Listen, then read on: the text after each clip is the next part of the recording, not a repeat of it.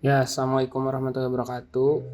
Selamat datang kembali teman-teman di Map Me Up. Saat ini kita akan mencoba membuat bersama-sama peta kesampaian daerah. Petanya akan menginformasikan jalur dan rute dari wilayah penelitian kalian ke wilayah kalian berangkat penelitian gitu. Itu bisa disesuaikan konteksnya dengan misalkan berangkat dari kampus atau dari badan-badan penelitian terdekat atau dari rumah kalian sendiri, itu bebas, bisa kalian sesuaikan sefleksibel disesuaikan dengan kebutuhan kalian masing-masing. Kita langsung saja ke sumber data yang kita butuhkan adalah SHP atau save file dari rute yang akan kalian lalui. Nah, di sini saya akan menggunakan Google My Maps untuk ekstraksi save file dan mengunduh save file tersebut sehingga menjadi file SHP offline yang bisa kita gunakan di ArcMap dan aplikasi-aplikasi GIS lainnya. Kita langsung saja ketik My Maps di Google.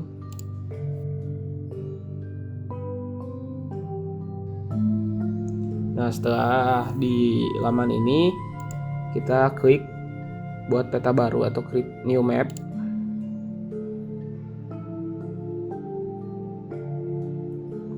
Nah, setelah itu mungkin ada beberapa cara yang bisa digunakan dalam hal ini. Yang pertama, mungkin kalian harus menyiapkan dulu KML atau KMJ dari file area of interest atau IUP daerah penelitian kalian yang akan digunakan, mungkin agar bisa dimasukkan ke Google My Maps ini agar nanti lebih mudah untuk menunjukkan wilayah penelitian kalian.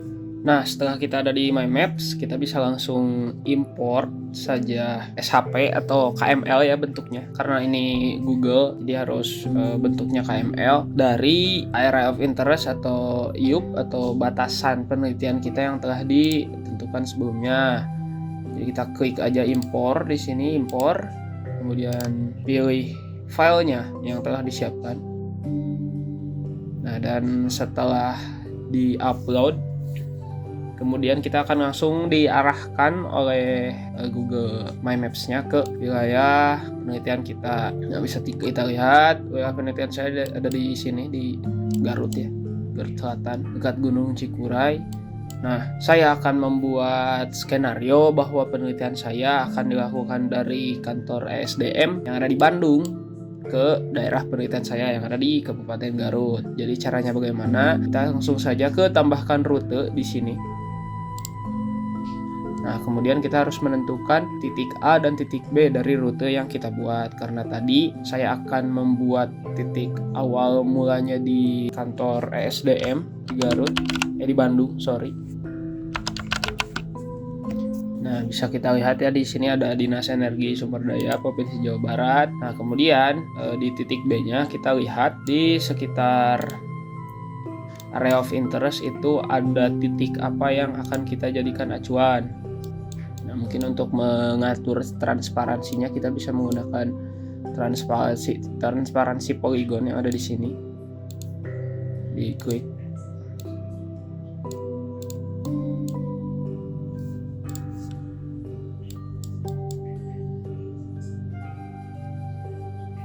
Nah, mungkin kita bisa menggunakan satu titik di area penelitian kita. Misalkan kita gunakan ini aja, RSU Nur Hayati Cikajang.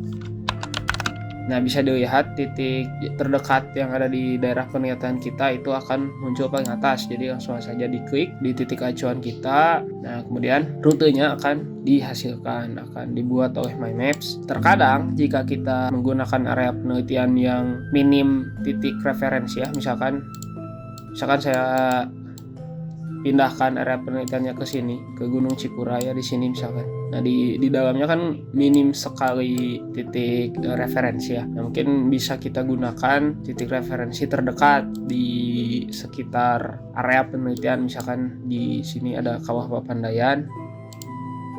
Bisa kita ganti saja di sininya. Nah, Kawah Papandayan. Nah, dan akan menyesuaikan rute. Nah, ketika rutenya tidak sampai ke area penelitian, misalkan seperti ini, kita bisa menarik titik B sejauh mungkin ke tengah area penelitian dan Karena jalannya hanya sampai sini berdasarkan data My Maps, maka rute yang akan dibuat ke daerah penelitian kita itu hanya sampai ke titik paling dekat dengan area penelitian kita. Gitu teman-teman, kita kembalikan lagi ke area semula.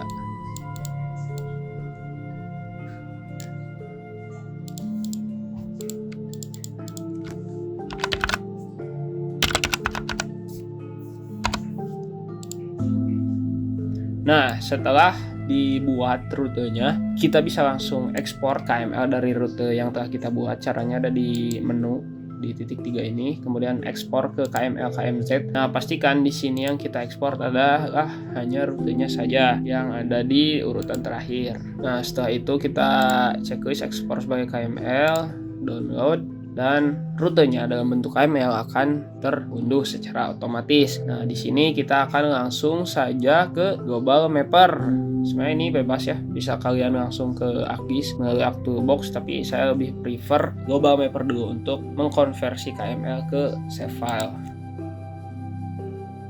Nah, setelah ada di Global Mapper, kita buka data KML yang telah kita unduh tadi. Nah, setelah terinput ke Global Mapper, kita langsung saja melakukan ekspor ke file, ekspor. Nah, ekspor vektor atau LiDAR format. Nah, kemudian dicari saja di sini save file. Oke, nah kita hanya akan mengekspor lainnya saja sebagai rute ya.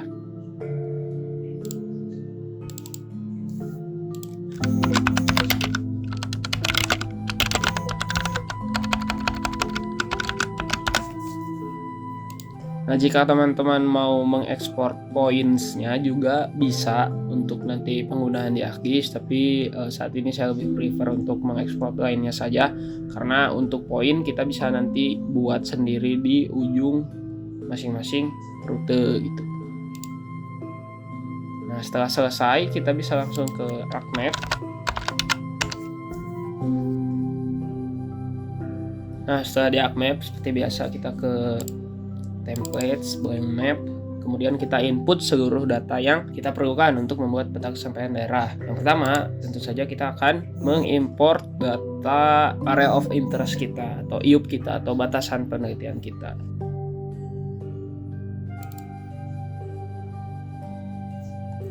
Nah, setelah kita mengimport file area of interest, kemudian kita juga memerlukan data batas administrasi. Mungkin saya akan menggunakan batas administrasi kabupaten saja sebagai latar atau sebagai background dari peta kesampaian daerah. Karena perjalanan atau rute yang ditempuh juga melewati dua kabupaten yang berbeda gitu kan, dari Kota Bandung ke Kabupaten Garut. Nah, setelah itu kita juga akan mengimport rute yang telah kita unduh sebelumnya. Nah, setelah terimport bentuknya akan seperti ini. Kemudian tadi yang perlu kita buat adalah poin awal ya, poin awal dari tempat keberangkatan kita. Jadi tinggal kita ke katalog untuk membuat SHP baru. Nah, setelah kita memutuskan di mana kita akan menyimpan SHP baru kita klik di foldernya, new, save file, kemudian kita beri nama save file yang akan kita buat.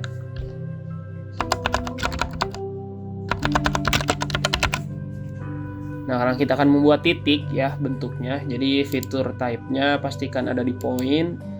Kemudian spatial reference-nya, karena wilayah yang akan kita buat sebagai peta itu masih ada dalam satu zona UTM yaitu 48S. Jadi kita gunakan 48S sebagai koordinat sistem dari poin dan peta kita. Nah, setelah itu kita pergi ke table of content, kemudian di titik SDM, SHP yang telah kita buat, kita edit fitur, start editing. Oke, kemudian kita ke create fitur. Kalau nggak ada create fitur itu bisa kita temukan di kolom editor ya, di sini create fitur. Nah, kita arahkan kita klik titik SDM, kemudian pastikan construction tools-nya itu ada di point, kemudian kita arahkan ke awal dari rute yang telah kita buat. Itu akan snap otomatis dan kita klik saja sekali dan kita klik kanan, Setelah diklik satu kali, kemudian kita ke editor, ke save edit, kemudian kita stop editing. Nah, selesai. Setelah itu tinggal kita ganti saja simbol dari titik ini ke simbol tempat atau simbol titik yang kita gunakan sebagai titik keberangkatan awal. Karena saya berangkat dari SDM, mungkin saya akan membuat simbol titik ini menjadi logo SDM. Nah, caranya bagaimana? Kita pergi ke table of contents lagi, kemudian kita klik properties di poin yang akan kita ubah. Kita ke simbol logi, klik di sini, edit simbol. Nah, kemudian di type-nya kita ganti ke picture marker simbol. Nah, kemudian kita cari file gambar yang akan kita gunakan sebagai simbol titik tempat kita memulai perjalanan. Nah, setelah itu kita tinggal oke saja. Kemudian kita sesuaikan saja size-nya di sini ya. Dilihat terlalu kecil, di preview kita tingkatkan saja size-nya sesuai selera. Klik OK, kemudian klik OK. Nah, bisa dilihat simbol yang telah kita buat itu berubah menjadi logo SDM dalam kasus ini karena saya berangkat dari kantor SDM Jawa Barat. Nah, selanjutnya kita hanya perlu layout saja peta yang telah kita buat beserta unsur-unsur di dalamnya. Kita ke layout view di sini di kiri bawah. Nah, seperti di video sebelumnya mengenai peta topografi, saya juga di sini akan menggunakan template layout yang telah saya buat sebelumnya karena untuk membuat layout dari awal mungkin akan sedikit lama. Saya mungkin perlu membuat video tersendiri untuk memberikan informasi mengenai bagaimana cara membuat layout di ArcGIS, terutama layout yang rapih menggunakan ruler ya. Nah, jadi kita langsung saja memanggil template yang telah saya sediakan sebelumnya. Kemudian kita move down ke nomor 3 seperti biasa. Nah, kemudian petanya akan langsung dibuat seperti ini. Yang harus kita pertama sesuaikan adalah grid dan koordinat sistem. Kita pergi ke properties, pastikan koordinat sistemnya adalah 48S sesuai preferensi kita. Kemudian kita apply. Nah, di grids-nya, karena ini setelah menjadi measure grid yang mana itu sudah benar. Jika koordinat sistem kita UTM, kita menggunakan measure grid. Kemudian kalau kita menggunakan DMS atau degree minute second, kita menggunakan gratical grid. Jadi sekarang saya hanya akan menggunakan measure grid dan akan menyesuaikan intervalnya saja. Karena ini masih 5000. Ya, kita akan sesuaikan dulu ya skala yang akan kita gunakan itu berapa. Kita bisa zoom di area yang menjadi fokus peta kita yang mana di sini ya. Nah, kita buat pas saja skalanya ke 200.000. Kita atur dulu posisinya. Nah, setelah kita mengatur posisinya, kita bisa buat bookmarks agar frame yang telah kita sesuaikan tidak berpindah-pindah. Kita balik lagi ke properties, kita sesuaikan interval grid. Mungkin jika ini 5000, kita bisa gunakan 15000.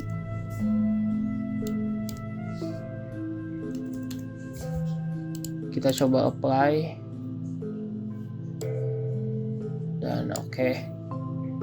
Secara estetika tidak terlalu rapat dan mungkin secara fungsionalitas juga masih aman dengan interval 15.000. Jadi bisa kita lanjutkan ke tahap selanjutnya, yaitu yang harus kita lakukan adalah menyesuaikan dan memunculkan label dari SHP administrasi kabupaten. Nah, sebenarnya untuk warna backgroundnya itu bisa disesuaikan saja sesuai selera teman-teman, tapi mungkin di sini saya akan mengubahnya menjadi warna putih dengan outline mengikuti SNI dari penyajian peta rupa bumi Indonesia. Jadi bisa kita langsung ke simbologi saja di properties, kemudian kita ubah fill color-nya jadi putih. Kita edit simbol dan kita edit outline-nya. Nah, karena di RBI itu outline untuk kabupaten kota, batas kabupaten kota adalah garis dengan titik 2 diantaranya. Kita bisa menggunakan dash one long with two short, atau ini nih dash with two dots. Jadi di antara garis-garis panjang akan ada 2 titik di antaranya. Kita langsung oke aja. Nah, kemudian kita bisa langsung ke labels, kita centang ya label yang ada di sini. Kemudian kita ganti label field-nya ke kabupaten kota sebagai field yang mengandung nama-nama kabupaten kota. Kemudian untuk teks simbolnya bisa disesuaikan saja bagaimana preferensi teman-teman. Saya akan mencoba dulu default ya tanpa mengubah apa-apa. Kita coba oke dulu, dan mungkin saya ingin meningkatkan size dari fontnya ke 10. Nah, mungkin saya rasa sudah cukup secara font dari label batas administrasi kabupaten kota. Kita bisa lanjutkan ke menyesuaikan layout peta. Nah, di judul peta, judulnya sudah benar ya, peta kesampaian daerah. Tinggal kita sesuaikan saja wilayah penelitian kita. Kebetulan penelitian saya saat ini ada di Kecamatan Cikajang, Kabupaten Garut, Provinsi Jawa Barat. Ini disesuaikan dengan kasus teman-teman ya. Nah, kemudian untuk di gridnya, karena tadi kita menggunakan interval 15.000, kita bisa extend ya, panjangin si skala barnya sampai 15.000. Nah, kemudian udah kita sesuaikan saja posisinya. Kita sesuaikan lagi koordinat sistemnya, kita menggunakan UTM 48S, jadi kita ganti saja di sini jadi 48S. Dan projectionnya masih UTM, datumnya masih WGS 1984, dan unitnya masih menggunakan meter east dan meter north. Nah, di legenda ini kita harus menyesuaikan konten-konten yang ada di frame peta kita. Karena ini template-nya masih menggunakan template bekas peta topografi, jadi kita hapus saja si garis kontur, kita ganti karena konten utama yang kita gunakan di peta kesampaian daerah adalah rute dari titik A ke titik B. Jadi kita ganti informasi paling atas menjadi rute. Nah, jika dirasa fontnya terlalu besar, bisa kita reduksi saja size fontnya di sini sesuai kebutuhan teman-teman.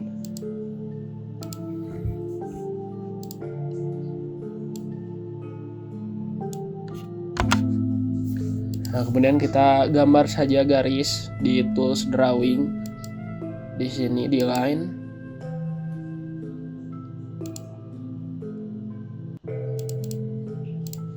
Nah, setelah itu kita sesuaikan warna rute. Sebenarnya ini warna rute tidak ada ketentuan sama sekali ya di SNI atau di regulasi manapun. Jadi bisa kita gunakan warna yang kontras saja dengan warna konten lainnya. Jadi karena di sini kontennya sangat minimalis ya, demi efisiensi penggunaan peta, saya akan menggunakan warna lime mungkin sebagai warna rute agar mudah terlihat dan terang. Nah, jadi rute yang akan dilalui itu berwarna hijau terang. Kemudian kita ganti di legendanya dan samakan dengan warna yang kita gunakan di frame. Nah, seperti ini. Nah, juga mungkin karena rute ini kan melalui jalan darat ya, kita harus juga mengetahui informasi mengenai jalan yang akan dilalui. Otomatis kita harus mengimport save file jalan di Pulau Jawa setidaknya. Di sini saya akan menggunakan data dari Jasa Marga mengenai jalan arteri dan jalan korektor.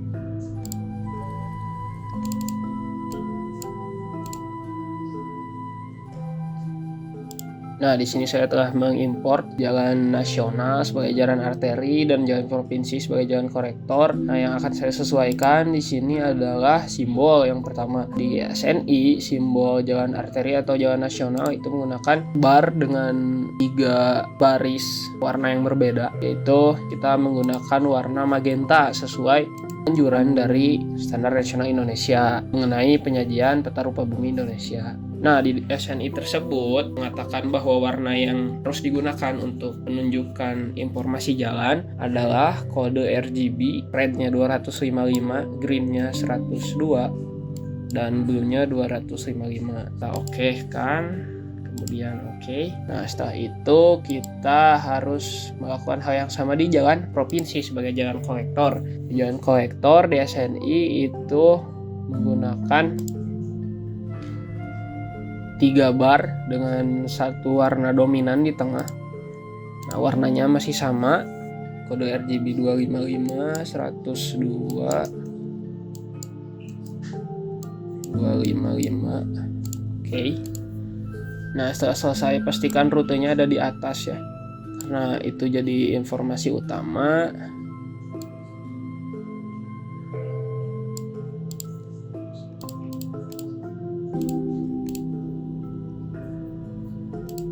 Nah, kemudian kita lanjut ke legenda. Informasi kedua yang penting di peta ini kan tentu saja informasi jalannya ya. Jadi kita harus mengisi kolom kedua dan kolom ketiga legenda kita dengan informasi jalan yang telah kita masukkan sebelumnya mengenai jalan arteri dan jalan kolektor. Nah, mungkin bisa disesuaikan lagi dengan menggunakan fitur penggaris yang ada di AKIS agar tetap rapi. Nah, kita bisa langsung menyalin grafis yang telah kita buat sebelumnya agar tidak harus membuat dari awal lagi. Seperti ini, kita tentukan gapnya antar legenda berapa sentimeter.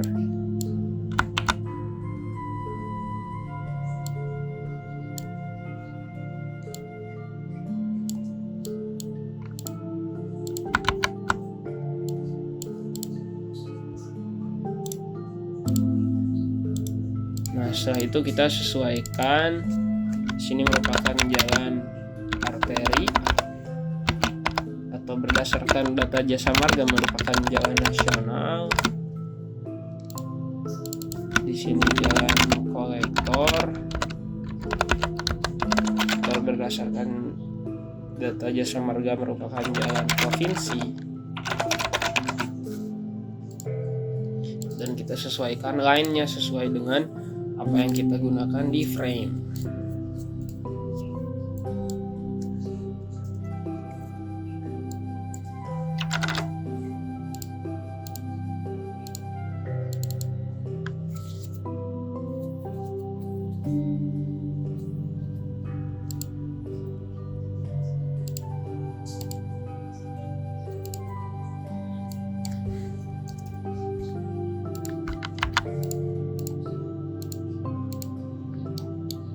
Nah, setelah itu kita juga harus memasukkan data daerah penelitian kita. Pastikan size font yang kita gunakan sama ya di seluruh legenda, di semua legenda. Nah, kita karena ini membuat data frame ya sebelum, jadi gini mungkin saya akan mencontohkan cara membuat legenda wilayah penelitian atau nanti isinya IUP. Saya hapus dulu. Nah, karena kita telah membuat frame di legenda sebelumnya, mungkin kita menggunakan fitur penggaris di AKIS dan ikuti frame yang telah kita buat sebelumnya. Nah, gini.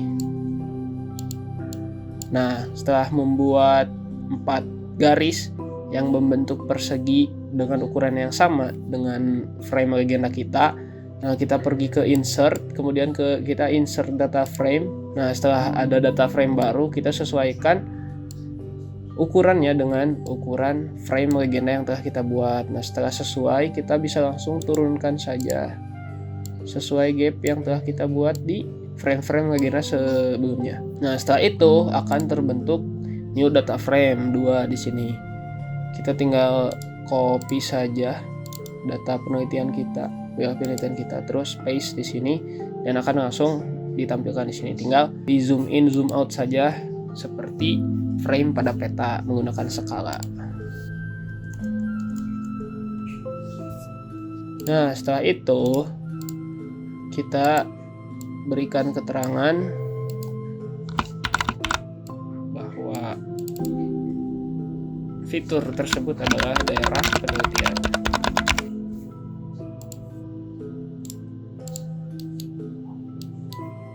Nah, kemudian kita ke indeks. Kita ganti dulu indeksnya dengan wilayah yang kita teliti yang ada di Kabupaten Garut tentunya. Kemudian kita ke table of content. Nah, kita ke SHP administrasi, ke simbologi. Nah, kemudian ini kan yang ditandai adalah kabupaten sebelumnya, Pohuwato. Kita remove, kita add values. Pastikan value field-nya ada di kabupaten kota, dan pastikan all other values-nya itu ada di fill color-nya warna putih, outline-nya warna hitam. Kita ke add values, complete list. Kemudian kita cari Kabupaten Garut. Nah, fill color-nya kita ubah menjadi warna merah. Oke. Kemudian kita geser petanya sampai menemukan warna merah, yang mana itu menjadi Kabupaten Garut. Yang itu menjadi Kabupaten Garut. Kita zoom in saja. Nah, setelah itu kita sesuaikan source-nya, itu kan kita menggunakan data dari Jasa Marga. Kita tulis dulu My Maps ya sebagai penyedia data utama. My Maps, Jasa Marga, dan BIG untuk batas administrasinya. Size-nya A3, date-nya kita ganti menjadi tanggal pembuatan peta.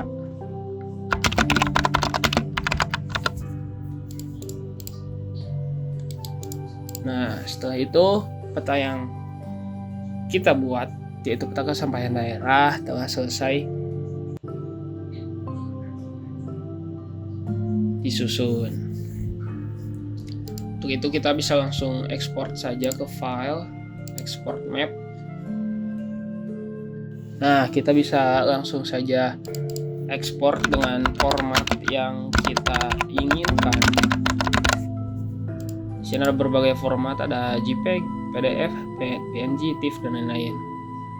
Saya akan save sebagai PDF. Nah, dengan di save-nya peta ini, mungkin sekian tutorial pembuatan peta kesampaian daerah yang bisa saya berikan kepada teman-teman. Kurang lebihnya mohon maaf.